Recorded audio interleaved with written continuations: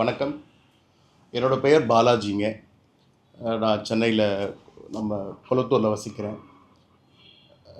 என்னோட முழு நேர ஒர்க் பார்த்தீங்கன்னா, நான் ஒரு சிவில் கான்ட்ராக்டர். ஒரு சின்னதா ஒரு கன்ஸ்ட்ரக்ஷன் கம்பெனி வச்சிருக்கோம். அது இல்லாம நம்ம டாக்டர் சார் நமக்கு வந்து ஒரு ஃபேமிலி ஃப்ரெண்டு. ஸோ, அவரு கிட்டத்தட்ட ஒரு 10 இயர்ஸா நம்மளோட ஃபேமிலி ஃப்ரெண்டுங்க. ஸோ, அவருக்கு ஒரு ப்ராஜெக்ட்ஸ்லாம் நம்ம பண்ணியிருக்கோம்.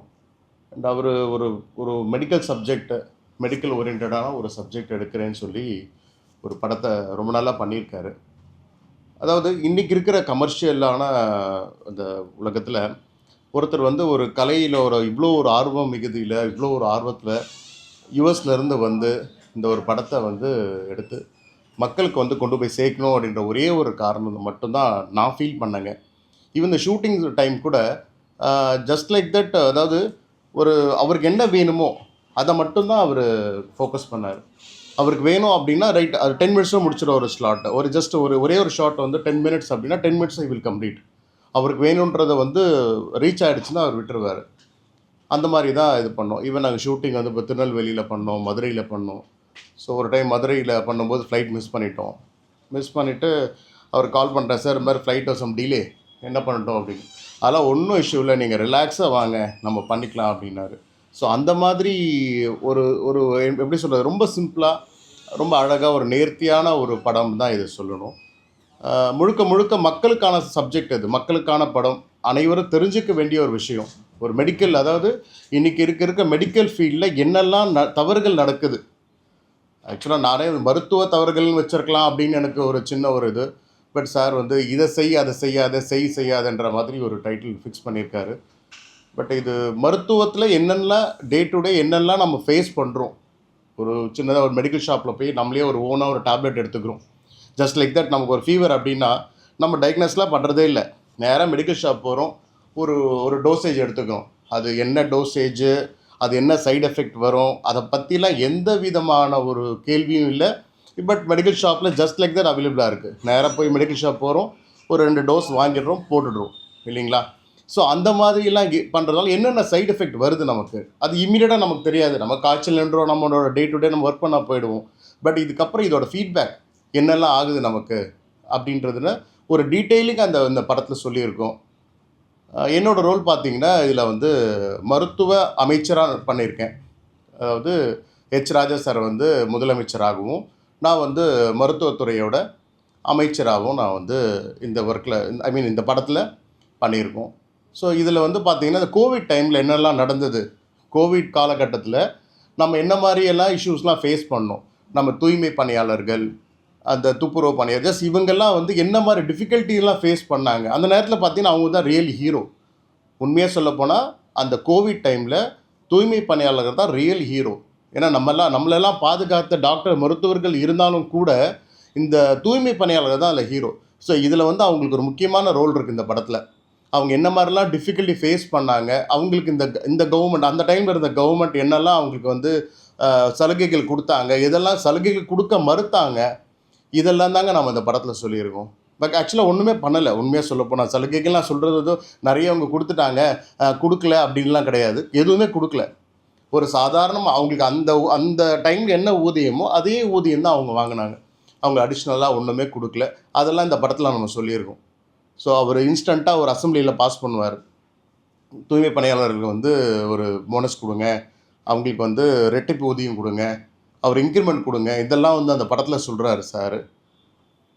உண்மையிலே ஒரு யதார்த்தமான ஒரு கதை, ஆனால் சப்ஜெக்ட் ஓரியன்டான படம். இதில் ஒரு ஆழமான கருத்து பார்த்திங்கன்னா மருத்துவம் தான், மருத்துவம் சார்ந்த கதை. இதை வந்து மருத்துவத்தில் என்னென்ன தவறுகள் நடக்குது, இதை பற்றின ஒரு முழுக்க ஒரு சப்ஜெக்ட் இது. இது வந்து ஒரு வியாபார நோக்கத்தோட நிறைய வந்து ஃபெமிலியர் ஆர்டிஸ்ட்லாம் போட்டு அவங்களுக்கெல்லாம் பண்ணி அப்படிலாம் ஒன்றுமே பண்ணலைங்க. அவர் வந்து ஒரு கேரக்டரை சூஸ் பண்ணுறாரு, இந்த படத்தில் இவங்க ஆப்டாக இருப்பாங்க, ஓகே, இமீடியட்டாக அவங்கள வந்து ஃபிக்ஸ் பண்ணுறாரு, அதை வச்சு பண்ணுறாரு. இப்படி தாங்க அந்த படம் வந்து எடுத்திருக்கோம். எல்லாமே முடிஞ்சிருச்சுங்க. ஜஸ்ட்டு இன்னொரு one more audio launch, just இன்னொரு இது பண்ணிவிட்டு தென் சூன், வெரி சூன் எல்லாமே ரெடியாக இருக்குது படம்.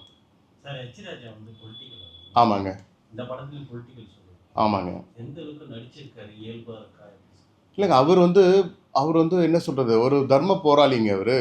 அவர் எந்த விதமான பிரதிபலனும் எதிர்பார்க்காம நம்ம நாட்டுக்காக எவ்வளோ விஷயங்கள் பண்ணியிருக்காரு. அவர் வந்து ஒரு சின்ன அநீதின்னா இம்மீடியட்டாக குரல் கொடுக்குறவர் அவர் ஒருத்தர் தான். இன்ன தேதி வரைக்கும் குடுத்துட்ருக்காரு. அவர் இடையில உடல்நிலை சரியில்லாத டைம் ஜஸ்ட் இம்மீடியட்டா ரெக்கவர் ஆயிட்டாரு. அதுவே ஒரு மெடிக்கல் மிராக்கிள் தாங்க. ரொம்ப நல்லா பண்ணியிருக்காரு. அவரோட ரோல ரொம்ப கச்சிதமா பண்ணியிருக்காரு. அவர் முதலமைச்சரா அந்த படத்துல நடிச்சிருக்காரு. இம்மீடியட்டா இந்த மாரி இந்த டாக்டர்ஸ்க்கு எல்லாத்துக்குமே வந்து இம்மீடியட்டா அவரு அப்ரூவ் பண்ணுவாரு. இந்த சாங்ஷன் ஆகட்டும், இந்த மெடிசின் வர வைக்கிறது, இது எல்லாமே அந்த படத்துல வந்து அவர் ரொம்ப முக்கியமான ரோல் பண்ணியிருக்காருங்க. சார் இப்போ இருக்கிற முதலமைச்சர் வந்து எச் ராஜன் சொன்னீங்க. ஆமாங்க. இந்த மாதிரி இதெல்லாம் பாஸ் பண்ணி உடனே இந்த மாதிரிலாம் பண்ணா எப்படி இருக்கும்? உண்மையிலே உண்மையிலே ரொம்ப நல்லா இருக்கும். பட் அதெல்லாம் போனா நம்ம ஒரு டூ மச் ஆஃப் பொலிட்டிக்கல்ல போற மாரி ஆயிடும். அந்த மாரி தான் எல்லாம் எதிர்பார்க்குறாங்க. இந்த ஒரு நாள் முதல்வன் படம் எல்லாரும் பார்த்துருப்போம். இந்த ஒரு நாள் முதல்வர் பார்த்தீங்கன்னா, அந்த படம் முடியிற வரைக்கும் ஒரு விறுவிறுப்பா போயிட்டே இருக்கும். ஸோ எண்ட் ஆஃப் த டே அவர் அந்த ஒன் டே முடிஞ்சிரும் அப்படின்ற ஒரு ஃபீல் வந்துரும். ஸோ சேம் இதோட முடிஞ்சுட்டு ஒரு நாள் முதல்வர் முடிச்சுட்டாரு அப்படின்னு. அந்த மாரிலாம் இல்லாம, தினம் ஒரு முதல்வர் இந்த மாதிரி ஒரு ஆக்ஷன் வந்தா ரொம்ப நல்லா இருக்கும். ஸோ டே டு டே வந்து இந்த மாதிரி ஒரு ஒன் டே டாஸ்க் அவர் 24 ஹவர்ஸில் பார்த்தீங்கன்னா எல்லாத்தையும் முடிச்சிருப்பார். அந்த மாதிரி வந்து இப்போ இருக்கிற சிஎம்ஓ வந்து டே டு டேல வந்து ஏதாவது ஒரு விஷயங்கள் முன்னெடுத்தால் ரொம்ப நல்லா இருக்கும். நிறைய விஷயங்கள் இருக்குது. இப்போ எனக்கு தெரிஞ்ச ஒரு 1 or 2% தான் இப்போ ரீச் பண்ணியிருக்காருன்னு சொல்லலாம். இன்னும் நிறைய விஷயங்கள் அட்ரஸ் பண்ண வேண்டிய விஷயம் நிறைய இருக்குது. வணக்கம் நண்பர்களே. இன்றைக்கி நம்ம படம் செய்யாதே அந்த படத்தை பற்றி பேச போகிறோம். இந்த படத்தில் நான் சின்ன ரோல் பண்ணியிருக்கேன். படத்தை சின்ன ரோல், ஆனால் இந்த தயாரிப்பாளர் டைரக்டர் எனக்கு 20 வருஷம் பழக்கம். இவர் மருத்துவத்தில் சிறந்து விளங்கியிருக்கார். யார் எப்போ எதை கேட்டாலும் உதவி செய்கிற நல்ல மனசுள்ளவர். இந்த நல்ல மனசுள்ள எப்படி சினிமா துறைக்கு வந்தார் அப்படின்னு பார்த்தீங்கன்னா, இவர் அந்த துறை ஒரு மருத்துவராக இருக்கும்போது சினிமா துறையில் நிறையா நண்பர்கள் வந்து மீட் பண்ணாங்க. இவர் நிறையா நண்பர்கள் இருக்காங்க. சினிமா மேலே அவருக்கு ஃபேஷன் க்ரியேட் ஆகிடுச்சு. இந்த சினிமாவுக்கு என்ன பண்ணணும் அப்படின்னா, வெளிநாட்டிலேருந்து பணத்தை சம்பாரித்து சினிமா துறைக்கு செலவு பண்ணுறாரு. லட்சியம் ஒரு விஷயத்தை அடையணும், மக்களுக்கு நல்லது செய்யணும்.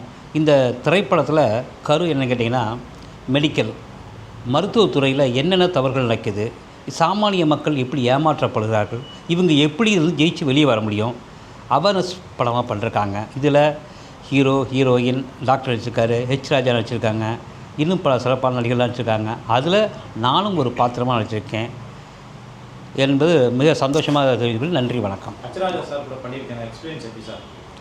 சார் மிராக்கிளுங்க. அது என்ன கேட்டிங்கன்னா, அவர் அவ்வளோ பதவி அவ்வளோ எக்ஸ்பீரியன்ஸ் இருக்கார். நம்மளும் ரொம்ப கேஷுவலாக இருந்தது. அந்த விஷயம் ரொம்ப திருப்தியாக இருந்தது. இந்த அனுபவம் எனக்கு புதுசாக இருந்தது. ஏன்னா ஒரு அவ்வளோ பெரிய எக்ஸ்பீரியன்ஸ் உள்ளவர் ஒரு சராசரி ஈஸியாக ஹேண்டில் பழக முடியும்னா நமக்கு கிடைச்ச ஒரு வாய்ப்பு. அது சந்தோஷமாக இருக்குது.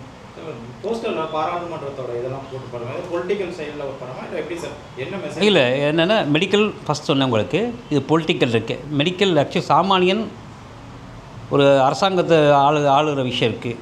ஒரு சாமானியன் எப்படி அரசாங்கத்தை ஆள முடியும், அவன் ஏன் இங்கே உள்ளே வரணும், அரசாங்கத்தில் இருந்தால் தான் நம்ம அந்த பல வேலைகள் செய்ய முடியும். ஹெச் ராஜா சார் வந்ததுனால இந்த மெடிக்கல் மிராக்கிள் சரி செய்யப்படுது. படத்துக்காக தான் இல்லை, 100% எல்லா ஆடியன்ஸும் தேவையான படம். இது என்ன கேட்டிங்கன்னா, இந்த படத்தில் இருக்க விஷயம், நம்ம மெடிக்கலுக்கு போகிறோம், என்ன நடக்குது தெரியாது, ஹாஸ்பிட்டலுக்கு போகிறோம், எவ்வளோ பாதிக்க போகிறோம், டாக்டர்ஸ், இது நல்ல துறை, கடவுளுக்கு நிகரான ஒரு துறை, எப்படி மாற்றப்பட்டிருக்கு, எப்படி சரி செய்துக்கலாம், இந்த விஷயத்தில் தகவல் தெளிவாக சொல்லிடுறேங்க. வணக்கம். செய்யாதே அப்படிங்கிற மூவி, அதாவது டூஸ் அண்ட் டோன்ட்ஸ் அப்படின்றது, இது ஒரு மெடிக்கல் அவேர்னஸ் கொடுக்கக்கூடிய ஒரு மூவி இது. ஸோ டைரக்டர் வந்து ஒரு டாக்டர் அப்படின்றதுனால அவர் இங்கே இந்தியாலேயும் அவர் சர்வீஸ் பண்ணியிருக்காரு, இப்போ ஃபாரினில் இருக்கார். ஸோ அவருக்கு தெரியும் இல்லையா, இங்கே இருக்கிற மெடிக்கல் ஃபெசிலிட்டிஸ் எப்படி இருக்குது, இங்கே மக்கள் எப்படி அணுகிறாங்க, அதே ஃபாரினில் எப்படி இருக்குது அப்படின்லாம் பார்க்கும்பொழுது அவங்களோட ஒரு வைடர் நாலேஜ் ஒன்று இருக்கும். ஸோ அவங்களுக்குள்ள ஒரு கேள்வி இருந்துக்கிட்டே இருக்கும் இல்லையா, நம்ம என்ன இது நம்ம மக்கள் ஏன் இப்படிலாம் சஃபர் ஆகிறாங்க, ஏன் இப்படி நம்ம மக்களுக்கெல்லாம் நடக்குது, ஸோ இன்றைக்கி இருக்க இளைஞர்கள் வந்து ஏன் இப்படி இருக்கிறாங்க, இன்றைக்கி இருக்க இளைஞர்களுக்கு என்ன மாதிரியான பிரச்சனைகள் வருது. ஸோ இன்றைக்கி நிறைய ஒரு பக்கம் பார்த்திங்கன்னா, நாங்கள் பயங்கரமாக ஹெல்த் கான்ஷியஸ் அப்படின்னு சொல்லிட்டு ஜிம்முக்கு போகிறதாகட்டும், அதுக்கான ஹெல்த் ட்ரிங்க்ஸு, ப்ரோட்டீன் மிக்ஸ்னு ஏகப்பட்ட விஷயங்களை வந்து இன்றைக்கி ஆர்டினரியாக ஹவுஸ் ஒய்ஃப் கூட அந்த மாதிரியான விஷயங்களை கன்சியூம் பண்ணுறாங்க. ஸோ இது மாதிரி நம்ம எடுக்கிற இன்றைக்கி பிறக்கிற குழந்தையிலேருந்து வயசானவங்களுக்கு வரைக்கும் எல்லாருக்கும் ஏதோ ஒரு மிக்ஸு குடிக்காமல் நம்ம இல்லை, வெறும் பாலோ டீயோ நம்ம குடிக்கிறது இல்லை. ஸோ அந்த மாதிரி எடுக்கும் பொழுது அதில் நமக்கு என்ன பிரச்சனை இருக்குது, அங்கே ஆரம்பித்து பிறந்த குழந்தைங்களுக்கு கொடுக்குற பால் பவுடர்லேருந்து நமக்கு எல்லா விஷயங்களும், நம்ம எடுக்கிற மெடிசின்ஸ்லேருந்து நமக்கு கொடுக்குற ட்ரீட்மெண்ட்ஸ்லேருந்து இன்னொன்று நிறைய விஷயங்கள் பார்த்திங்கன்னா, நமக்கு இப்போ ஏதோ ஒரு ஃபீவர் அப்படின்னு சொன்னால் நம்மளே போய் ஒரு டேப்லெட் வாங்கி போட்டுக்கிறது இல்லை. ஒரு டைம் டாக்டர்கிட்ட போனோம்னா அந்த டாக்டர் என்ன ப்ரிஸ்கிரிப்ஷன் கொடுத்தாரோ அதை வச்சுட்டு லைஃப் லாங் திருப்பி எப்போல்லாம் காய்ச்சல் வருதோ அப்போல்லாமல் அதே மெடிசனை வாங்கி நம்ம போட்டுட்ருக்கோம். ஸோ எல்லா டைமும் நமக்கு வர ஃபீவர் வந்து அது ஒரே ஃபீவர் கிடையாது. ஸோ அப்போது இது மாதிரி நிறைய விஷயங்கள் இருக்குது. ஆனால் நம்ம வந்து ரொம்ப கேஷுவலாக ரொம்ப நம்ம லைஃப்பை எவ்வளோ ரிஸ்க் எடுக்கிறோம், அந்த மெடிசின்ஸுங்கிற அந்த டேப்லெட்ஸ் நம்ம எடுக்கிறது வந்து நம்ம லைஃப்பை எந்த அளவுக்கு ஒரு ஹை ரிஸ்க்குக்கு ஆளாக்குறோம் அப்படின்றதே தெரியாமல் நாம் எல்லோரும் இன்றைக்கி வந்து அதை எடுத்துக்கிட்டு இருக்கோம். இது இல்லாமல் மெடிசின் ஃபீல்டில் டாக்டர்ஸ், சில டாக்டர்ஸில் வந்து தன்னோட லைஃபே வந்து இது ஒரு சர்வீஸ் மாதிரி பண்ணிகிட்டு இருக்கவங்களும் இருக்காங்க. அதுலேயும் சில டாக்டர்ஸ் வந்து பார்த்திங்கன்னா இதை ஒரு பக்கா கமர்ஷியலாக எப்படி அவங்களோட சைக்கலாஜிக்கலாக அவங்களோட ப்ளே பண்ணி அவங்கள எப்படி வந்து இதில் வந்து ஏர்ன் பண்ணலாம், இதில் எப்படி இதில் நிறைய சம்பாதிக்கலாம் அப்படின்ற மாதிரியான விஷயங்களும் நிறைய நடக்குது. இதுக்குன்னு சில ஹாஸ்பிட்டல்ஸே கூட ஃபுல்லி மணி மைண்டடில் இயங்குறாங்க. ஸோ அதை எல்லாத்தையுமே வந்து தோல் உரிக்கிறது தான் இந்த படம். இந்த படத்தில் ஒரு முக்கியமான ரோலில் வந்து ராஜா சார் நடிச்சிருக்காரு. அவர் வந்து சிஎம்மாக நடிச்சிருக்காரு. இந்த மக்களோட வாழ்க்கையிலையும் ஆரோக்கியத்திலும் இளைஞர்களோட நலன்லையும் குறிப்பாக அந்த ட்ரக்ஸ் மாதிரியான விஷயங்களில் ஒரு சிஎம் வந்து எப்படி இருக்கணும் அப்படிங்கிறத வந்து ரொம்ப அழகாக வந்து ராஜா சார் வந்து ப்ளே பண்ணியிருக்காங்க. அவசியமாக எல்லாரும் குடும்பத்தோடு வந்து பாருங்கள். ஜென்சி கிட்ஸ் இது பார்க்க வேண்டிய படம். உங்கள் லைஃப்பில் நீங்கள் அதுக்கப்புறம் நீங்கள் எடுக்க போகிற ஒரு மாத்திரையை வாயில் போடுறதுக்கு முன்னாடி நிச்சயமாக இந்த படத்தை பற்றி யோசிப்பீங்க. அந்த அளவுக்கு ஒரு இம்பேக்டை வந்து உங்கள் லைஃப்பில் ஏற்படுத்தும். நன்றி. எல்லாருக்கும் வணக்கம். என் பேர் குரு. செய்யாதே படத்தில் மெயின் லீடாக பண்ணியிருக்கேன். விஜய்னு ஒரு கேரக்டர். டாக்டர் ராஜா சார் அவர் வந்து டாக்டர் யூஎஸில் இப்போ கரண்ட்டாக இருக்கார். ஸோ அவர் தான் டைரக்டர். சுப்புலக்ஷ்மி மேடம் ப்ரொடியூசர், அவங்க சாரோட ஒய்ஃப் அவங்க. ராஜா சார் அவர் வந்து ஒரு முக்கியமான ரோல் பண்ணியிருக்காரு. தமிழ்நாடு சீஃப் மினிஸ்டர் ஒரு முக்கியமான ரோல் பண்ணியிருக்காரு. படம் வந்து எப்படின்னா ஒரு மெடிக்கல் அவேர்னஸ், அவரோட சாரோட இவ்வளோ வருஷம் எக்ஸ்பீரியன்ஸ், அவர் கோத்ரூ பண்ணது, மக்கள் வந்து எங்கெங்கெல்லாம் ஏமாறுறாங்க, யங்ஸ்டர்ஸ் எந்தெந்த வழியிலலாம் ட்ரக் யூஸ் பண்ணுறாங்க, ஸோ இது எல்லாத்தையும் அவரோட எக்ஸ்பீரியன்ஸை வந்து எப்படியாவது மக்கள்கிட்ட கொண்டு போய் சேர்க்கணும் அப்படின்னு சொல்லிட்டு அதை சினிமாவில் கொண்டு போய் சேர்ப்போன்னு சொல்லி சினிமா மாதிரி இல்லாமல் ரொம்ப ஜாலியாக கேஷுவலாக இப்படிலாம் படம் எடுக்க முடியுமா அப்படிங்கிற மாதிரி ரொம்ப எங்களுக்கே ஆச்சரியமாக இருந்துச்சு. நிறையா செட்டை பார்த்துருக்கோம், சீரியஸாக இருப்போம். இவர் ரொம்ப ஜாலியாக கேஷுவலாக வந்து அப்படியே அடிச்சுட்டு போயிட்டார். அந்த மாதிரி நல்லா பண்ணியிருக்காரு. சார் டேட் சொல்லுவார், அக்டோபர் அந்த மாதிரி பிளான் பண்ணிகிட்ருக்கார் சார். உங்களுக்கு அஃபிஷியலாக சாரும் மேடமும் டேட் சொல்லுவாங்க, ப்ரொடியூசர். எல்லோரும் கண்டிப்பாக தேட்டரில் வந்து பாருங்கள். உங்கள் எல்லாருக்கும் பிடிக்கும்னு நம்புகிறோம். நம்மளை பார்த்தீங்கன்னா உங்களுக்கே தெரியும் என்ன சொல்ல வராங்க, எதை செய்யணும் எதை செய்யக்கூடாது. ஏன்னா டைட்டிலே பார்த்தீங்கன்னா என்னடா செய்யாதேங்கிறாங்க அப்படின்ட்டு. ஏன்னா நீங்கள் வந்து பாருங்கள், உங்கள் லைஃப்பில் நீங்கள் என்ன செய்யணும் என்ன செய்யக்கூடாதுங்கிறத டைரக்டர் ரொம்ப அழகாக சொல்லியிருப்பார். சப்போர்ட் பண்ணுங்கள் மக்கள், நீங்கள் பாருங்கள் வந்து. தேங்க்யூ. விஜய்னு சொல்லிட்டு டாக்டராக பண்ணியிருக்கேன். ஃபர்ஸ்ட் ஹாஃபில் மெடிக்கல் காலேஜ் ஸ்டூடெண்ட்டாக பண்ணியிருப்பேன். செகண்ட் ஹாஃபில் ஒரு ஹாஸ்பிட்டல் எம்டி மாதிரி போயிருக்கும். எப்படின்னா சிம்பிளாக சொல்லணும்னா நிறையா விஷயம் இருக்குது. ஒரு சிம்பிளாக சொல்லணுன்னா, ஒரு பேஷண்ட் வந்து ஒரு நார்மல் நம்மள மாதிரி ஒரு சாதாரண மக்கள் வந்து எனக்கு ஒரு பிரச்சனைன்னு சொல்லி கவர்மெண்ட் ஹாஸ்பிட்டல் போகிறோம். அதே பேஷண்ட் வந்து ப்ரைவேட் ஹாஸ்பிட்டல் போகிறோம். ஸோ வந்துட்டு கவர்மெண்ட் ஹாஸ்பிட்டலில் அந்த டாக்டர் வந்து என்ன சொல்கிறாங்க, எப்படி ட்ரீட்மெண்ட் பார்க்குறாங்க, ப்ரைவேட் ஹாஸ்பிட்டலில் அவங்களுக்கு என்ன ட்ரீட்மெண்ட் கிடைக்குது, டாக்டர்ஸ் எந்த மாதிரி பாசிட்டிவாக வேர்ட்ஸ் யூஸ் பண்ணுறாங்க அப்படிங்கிறத வந்து ரொம்ப அழகாக சொல்லியிருப்பாங்க. கவர்மெண்ட் ஹாஸ்பிட்டலில் எல்லா வசதிகளும் உண்டு, எல்லா எக்ஸ்பீரியன்ஸ் டாக்டர்ஸும் இருக்காங்க. மக்கள் வந்து கவர்மெண்ட் ஹாஸ்பிட்டல் வாங்க அப்படிங்கிறத டைரக்டர் அழகாக சொல்லியிருப்பார். என்ன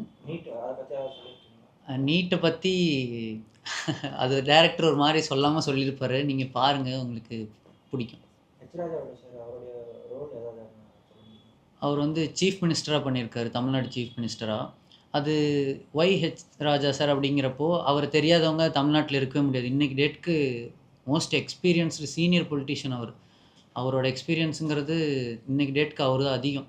ஸோ அப்படி இருக்கப்போ நார்மலாக ஒருத்தவங்க வந்து சாதாரணமாக ஒரு ஆர்டிஸ்ட் போட்டு அவங்க அதை சொல்கிறதுக்கும், ராஜா சார் வந்து அந்த டயலாகை சொல்கிறதுக்கும் அதோட ரீச்சே வேறு.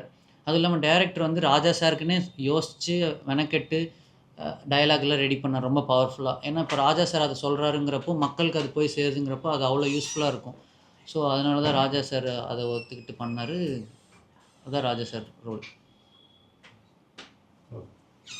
தேங்க்யூ.